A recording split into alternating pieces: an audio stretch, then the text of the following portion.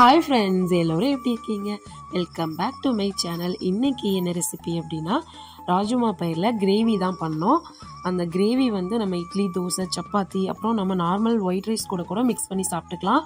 4 hours நான் வந்து ஊற வச்சு அதுக்கப்புறமா வாஷ் பண்ணிவிட்டு குக்கரில் உப்பு போட்டு ஒரு 4 விசில் விட்டு வேக வச்சு எடுத்து வச்சுட்டேன். கடாயில் 2 ஸ்பூன் எண்ணெய் விட்டு எண்ணெய் காஞ்சதும் பெரிய ஜீரகம் கொஞ்சமாக போட்டு பொரிஞ்சதும் வெங்காயமும் கருவேப்பிலையும் ஆட் பண்ணிட்டேன். இது ஓரளவுக்கு கோல்டன் ப்ரௌன் கலர் வதங்கி வந்ததும் தக்காளி ப்ளஸ் அது கூட ஒரு 4 பூண்டு, பெரிய சைஸ் பூண்டு பல் தட்டி அதையும் போட்டு நல்லா குழஞ்சு வணங்கினதும் அந்த தக்காளியெல்லாம் வேக வச்சு எடுத்து வச்சுருந்த ராஜ்மா பயிரையும் அது கூட சேர்த்துடலாம். இப்போ வந்து தேங்காய் கூட நான் பெரிய ஜீரகமும் ஆட் பண்ணி தேங்காய் பேஸ்ட் ரெடி பண்ணி அதையும் மிக்ஸ் பண்ணிவிட்டு அது கூட மசாலா வந்து மஞ்சத்தூள் தேவையான அளவு, மல்லித்தூள் கொஞ்சம், அப்புறம் வந்து கரம் மசாலா தூள் போட்டால் நல்லா இந்த குருமாவுக்கு ஃப்ளேவர் டேஸ்ட் நல்லா கொடுக்கும். அதனால் கரம் மசாலா தூள் வந்து கொஞ்சமாக ஆட் பண்ணிக்கிட்டேன். கொஞ்சமாக வந்து மிளகாத்தூள் லைட்டாக தான் சேர்த்துக்கிட்டேன். கரம் மசாலா தூள் சேர்த்தனால கொஞ்சம் காரம் இருக்கும், அதனால் ரொம்ப நான் மிளகாத்தூள் சேர்த்துக்கல, கொஞ்சமாக தான் சேர்த்துக்கிட்டேன்.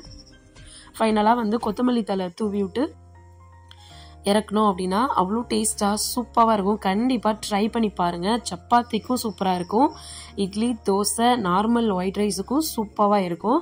நான் வந்து இந்த கிரேவி ரெடி பண்ணிக்கிட்டு இதுக்கு சைனீஸ் பார்த்திங்கன்னா வெண்டைக்காய் பொரியல் தான் ரெடி பண்ணிக்கிட்டோம். இதை சாதத்தில் தான் போட்டு சாப்பிட்டோம். சூப்பராக இருந்தது.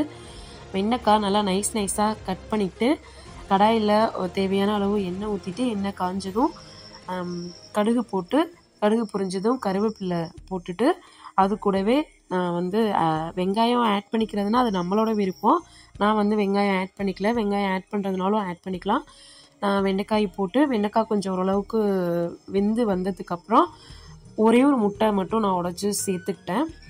நம்ம 2 இல்லை 3 கூட சேர்த்துக்கலாம். அதிகமாக சேர்த்துக்கிட்டோன்னா டேஸ்ட் நல்லாயிருக்கும். வெங்காயமும் சேர்த்து முட்டையும் சேர்க்கும் போது இன்னும் சூப்பர் டேஸ்ட்டாக இருக்கும்.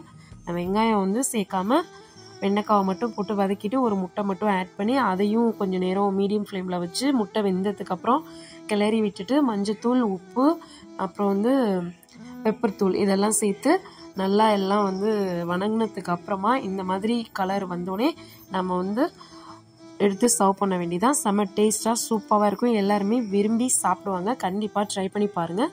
இந்த வீடியோ உங்களுக்கு பிடிச்சிருந்துச்சுன்னா லைக் பண்ணுங்கள். தேங்க்யூ.